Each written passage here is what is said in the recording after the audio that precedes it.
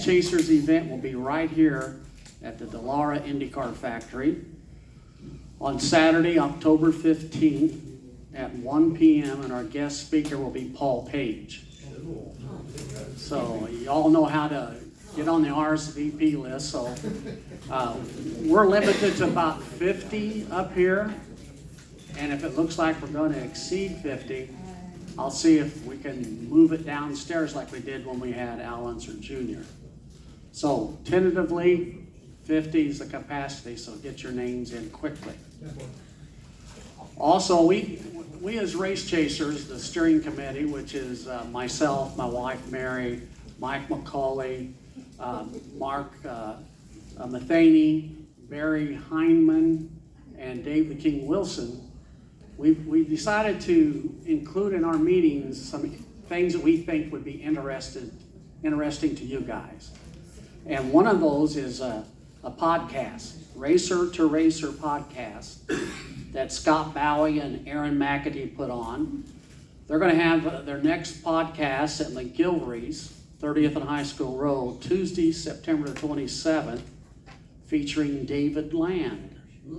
And those of you that might not be familiar with David Land, he's a young guy that that goes to all of the IndyCar races and some other races also, NHRA and so forth. And he interviews the drivers and he makes comments concerning that particular race, upcoming races.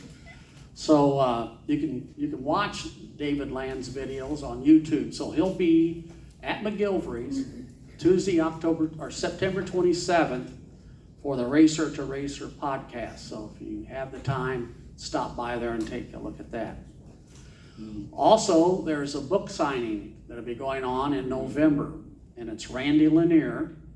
He'll be signing his book, Survival of the Fastest, at Grant King Race Shops on Friday, November the 11th, and Saturday, November the 12th.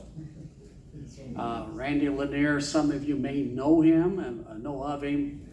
He was a 1984 IMSA GT champion, 1986 IndyCar 500 Rookie of the Year. He got into a little bit of trouble. I spent some time behind bars. He's out now, and so it might be interesting to see what he has to say or buy his book and so forth. It'll be $35 per person ticket price, which will include food and beverages. There'll be a cash bar available. You need to contact Grant King Race Shops to order tickets, and space is limited.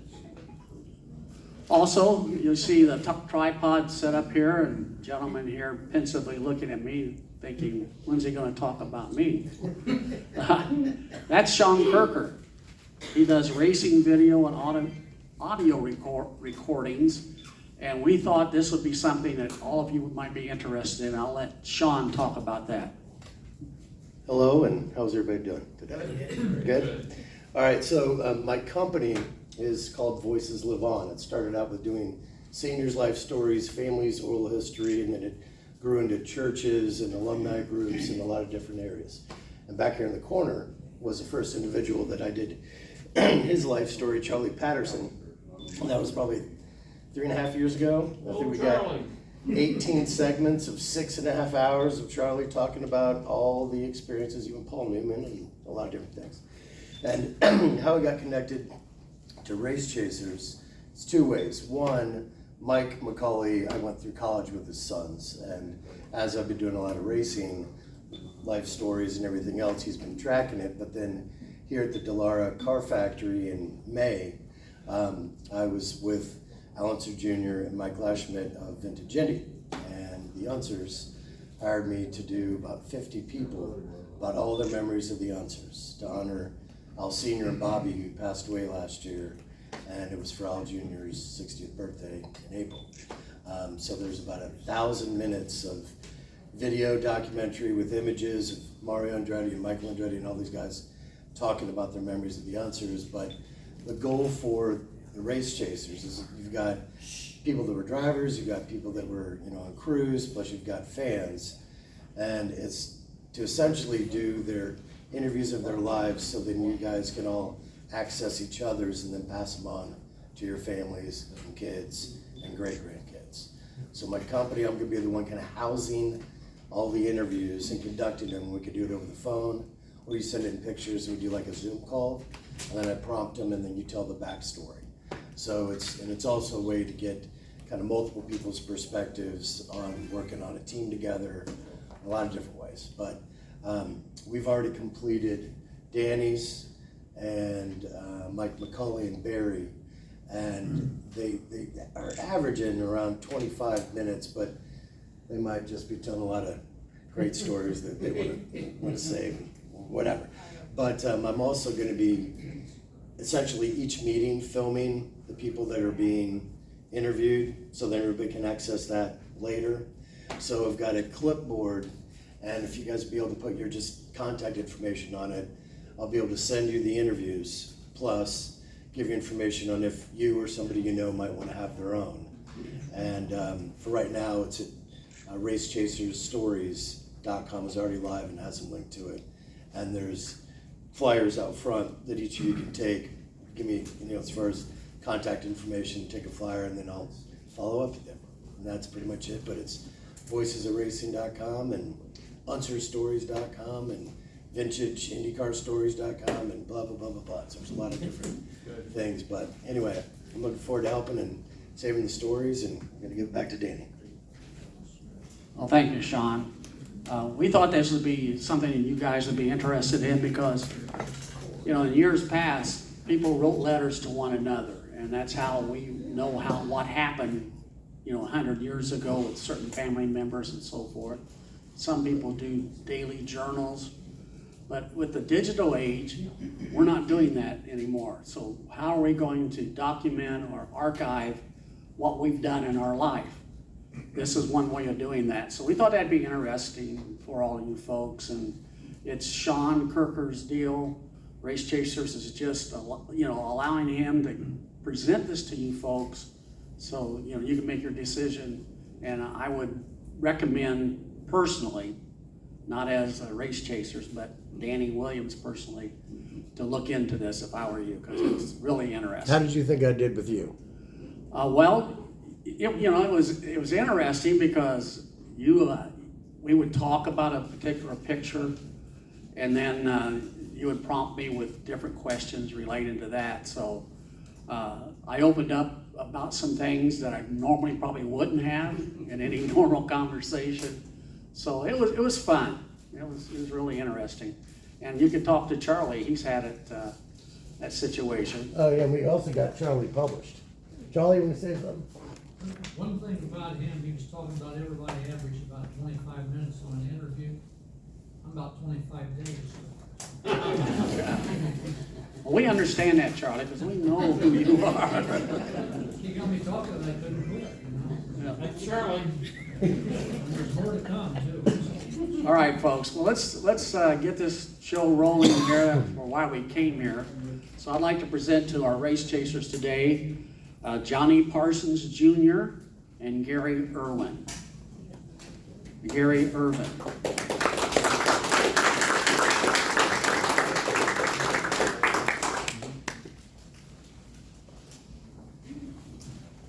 What's your name? Now you look old. I'm looking old because I don't have dark hair anymore. Okay, you're good. How'd that happen? Well, you two guys have something in common that you probably don't know about. But Johnny, your birth name is John Wayne Parsons. And your birth name is James Gary Irvin. That's correct. I understand why Johnny put that junior on there to differentiate him from his dad. But Gary, why drop the James? My dad's name was James, and people used to call us Big Jim, Little Jim. And my dad actually changed it. He just started calling me Gary all the time. My mother did, so that's what it became. Well, I always wonder about that when I run into that. And Johnny, you were born in Van Nuys, California. No. No? That's what it says in your Wikipedia. Well, somebody's wrong. Well, where were you born? I was born in Newhall, California, about 35 miles north of LA proper. And it was a little quiet, like cowboy town, you might say, because they would, in that area, would shoot some old movies and TV shows like The Lone Ranger and all that. They had a lot of livestock in that little town. And so a lot of people lived there, and they had a little place called Bouquet Canyon where they shot a lot of these. And it was a nice little sleepy town that I was born in '44, and John Wayne was filming a movie at that time, and my mother thought it'd be cool to, instead of, John Warren, my father was named after Warren Harding, I think it was. So I was born there, and I popped out, and I had a lot of hair on my butt, my back, and my butt too. And my mother said, "Well, I wanted a baby, not a monkey." And my grandmother gave her all kinds of grief over that. So did I elaborate a little bit more on Newhall, California? And I found out later on that Brian Herta lived, I don't know if he's born there, but he lived there. And maybe his son, I think his son went to Hart High School, William S. Hart High School. I didn't go to William S. Hart High School. I was moved out of there when I was like 7 years old. See, my parents were divorced. I can't remember when. But they were on the road after the Second World War, running up and down the West Coast like a lot of people were. So I was basically raised by my grandmother and grandfather. He wasn't around that much, but it was a wonderful time. Roaming the hills, and it was a safe type of atmosphere back then. Had a good time, but yeah. They changed the area now to San Valencia. I think they incorporated Saugus and other areas, but it was kind of a cool area. Now, Gary, you were born in Indiana. You grew up in Right here in Indiana, Indianapolis. right here in St. Indianapolis. Vincent's Hospital. So you weren't necessarily in a racing family. So how did you get involved in racing, and when was the first time you drove a race car? My grandfather, on my dad's side, back in the 30s, he and a group of guys owned race cars at that time. They were called big cars. And my dad was never interested in racing at all, never. They always had a race car sitting around, and my granddad owned a filling station at 10th and Emerson. And there was always one of those cars sitting in there, and my dad would never even sit in one of them. He was that disinterested. But my grandpa took me to the 500-mile race when I was 11 years old, 1956. And I told him then, I said, Long time ago. long time ago, I'm an old man. And I told Grandpa at that time, I said, I gotta be a race driver. I gotta drive these race cars. He said, if you do, I'll kill you before one of those do. He didn't like it. So that's how I got started. And then I was 27 years old before I ever sat in a race car. I didn't have anybody to help me. I bought my first midget from Bob Hickman, and I did it all myself. I would work during the day, give him most of my money that I made that week, and then I'd go out and work for him at night. I'd stooge for him at night, so he'd help me on the car. He never wouldn't let me drive it till it was paid for, which was smart on his part. And I was going to college at the same time. And my senior year, I come home at break, at semester break, and I told Dad, I said, I'm gonna quit school. And he said, why are you gonna quit school? I said, I wanna get my midget paid for so I can not lose another season. He said, well, I'll tell you what, I'll do. My dad had promised all four of us kids a new car if we graduated from college. We didn't get one in high school like they do today. And a new Chevy at that time was $3,000. So he said, I'll tell you what, you go back and finish school and I'll finish paying for the race car. I owed $1,500 on the race car. I shook his hand and said, okay, deal. Walked out the door and I thought, he just saved himself $1,500. So that's how I got started. Johnny, being in a racing family, Yes. did you start racing in quarter midgets and then moved up through the ranks? My information says that you ran Indy from 1969 to 1996. Blueprint Racing was the last team I believe you drove. You had the best finish of 5th in 77. So not only were you a regular at the IndyCar circuit, you were inducted into the Midget Racing Hall of Fame in 1994. In your major wins in the midgets, you won the 4 Crown twice, which is next weekend, by the way, at Eldora. You won the 100 in 1979 and a Copper World Classic in 1986. Now, of all the tracks that you run, let's exclude Indianapolis Motor Speedway. Is there a favorite track that you love to go to week in and week out?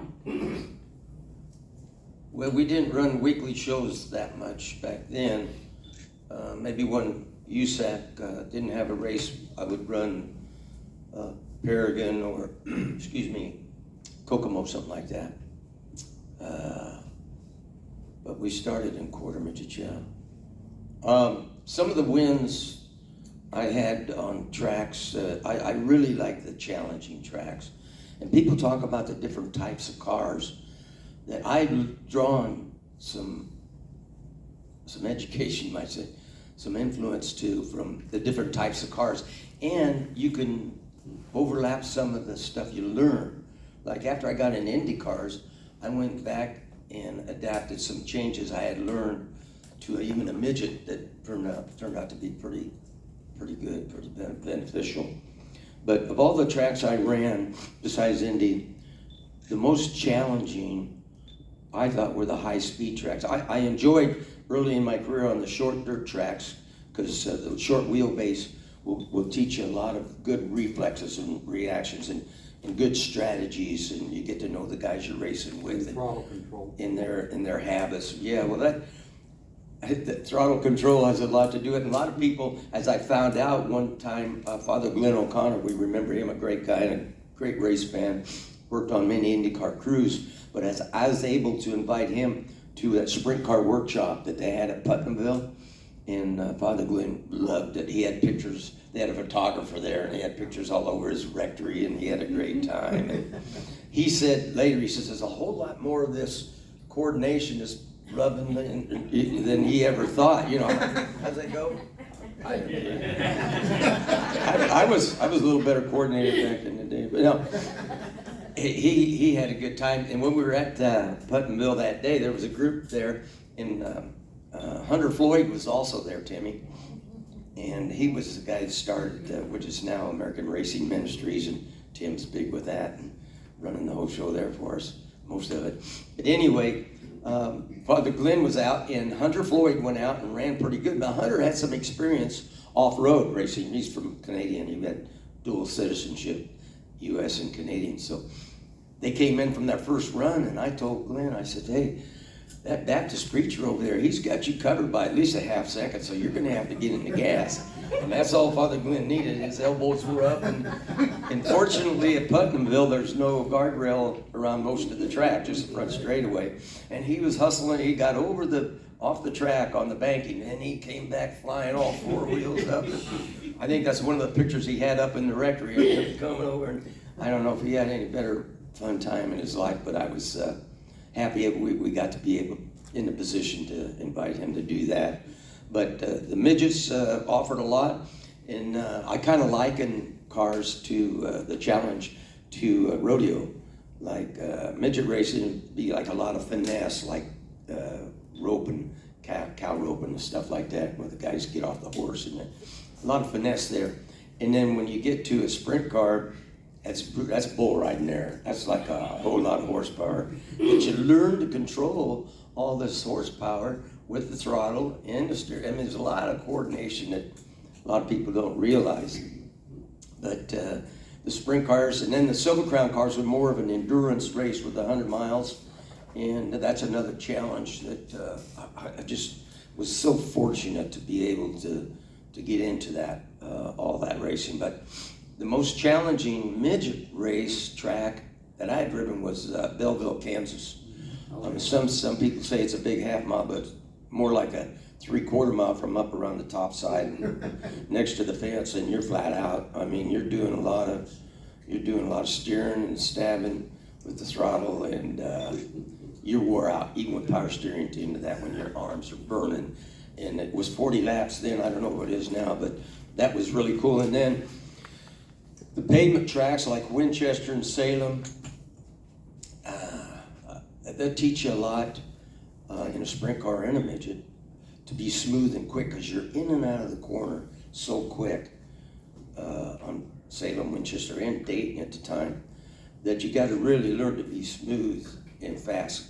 The first time there, we didn't realize, we thought it was like a normal track. You drive her in deep and get in the gas, but we found out later that you back off early, and then you get over the hump or bumps, whatever, you stay off the brakes as much as possible.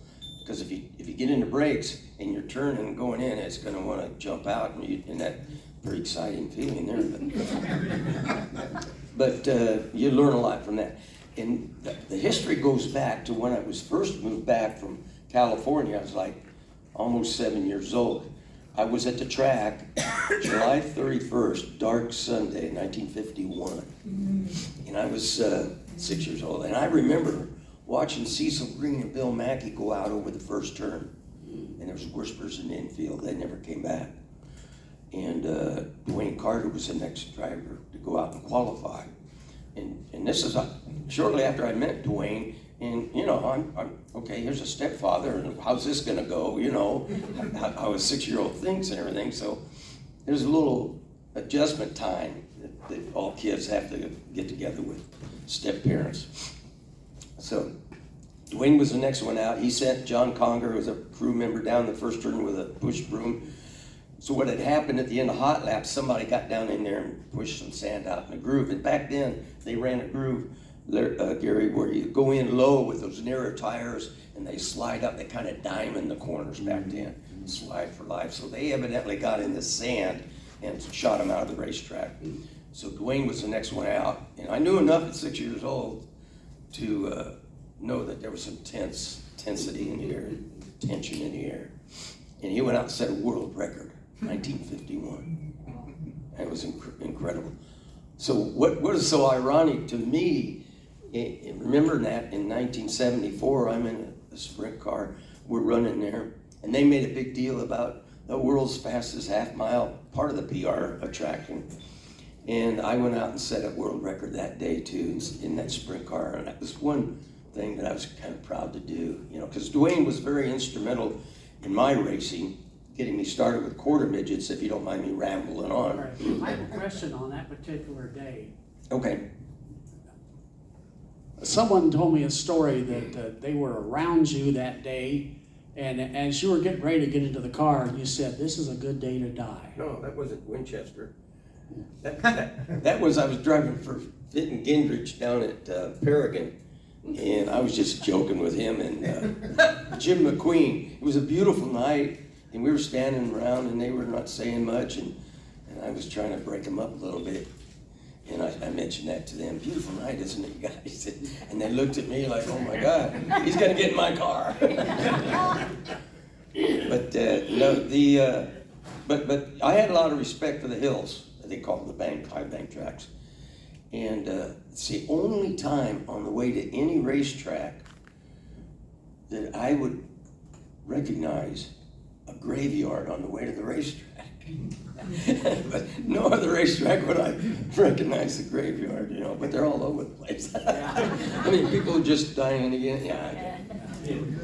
So anyway, and the IndyCars to me, oh man, that took some adaptation to get used to them good enough to hustle them around.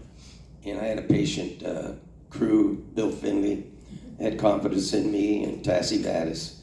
And there's a long stories there, but they helped me out a lot. And first time on the track at Indy, Gary got to Indy too with his IndyCar. But we talked about it. The first time out there, take your rookie orientation, you think, oh, wow, you know, really made it. We finally made it. So I get the rookie orientation. I get through my rookie test. I passed every test, didn't waste any laps, and came in and Bill Finley says, okay, let's park it for a while. I said, I'm ready to go. Let's go, you know. I'm 24 years old then. And he said, well, let's wait a minute, kid. Because he called me kid. He's quite a bit older than me, and that's how he related. But so I went out finally, and I drove it down on the corner a little deeper because Andretti took me out before my orientation and said, you can go down here past the 3 marker, the 2 marker. You don't need to touch a brake, and you go through the corner, and it'll be okay. I thought, well, this is going to be a piece of cake. I get past the 3 marker, and I'm thinking, there's no way this car is going to stay on the racetrack. And actually, that was at Ontario Motor Speedway before I came to Indy. Okay, let me put that straight, which is just like Indy. And so I was up all night calling myself every name in the book, looking in the mirror saying, you coward, you're gonna have to go back to work for a living, you know.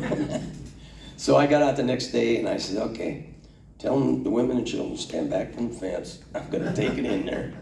And that's part of the addiction, you might say, the one gets from, I went in the corner, I put my foot under the brake pedal, and I backed off at the 1 marker, but I didn't think it was going to stay on the track. And I come out the corner, I was alive. Yeah, shot me up. Should have shot me up. Could have shot me up with, well, it was adrenaline, but I couldn't wait for the next corner. Thus the addiction begins. And I liken it to, a lot of you might remember when you were kids and you went to the swimming hole or the swimming pool area, wherever it is. The swim club, Westwood Country Club, is where I went up. They had 2 diving boards. One was like 3 or 4 feet up, and no problem. You get up on the 10-foot board, 12-foot board, and your buddies are down there looking up at you. You gonna come back down or no? So I looked at that water, I thought, oh man, this could hurt. You know, I was about 10 years old or something, but you jump off and you survive. And you can't wait to get back up on the ladder, and you guys can relate to it. I'm talking about, yeah. So once you survive a high-speed corner, and then it got more intense. I needed to get in some good rides, and that, I tell you, one of the biggest thrills. If you ever want to see what adrenaline looks like, ask a driver to hold his hand out. I'm a little shaky because I'm nervous now, but after you qualify at Indy, you're a vibrating son of a gun. Chevy push ride, the adrenaline is pretty healthy. And I noticed, I was talking to Gary Bettenhausen, and I said, did you notice after we get at the end of the race weekend or something, your fingernails and your hair grow a lot faster? I didn't notice something like that, but it was pretty cool. Did I ramble on enough for you, Danny? Hey, keep going. We need to get Gary in on this. Gary who?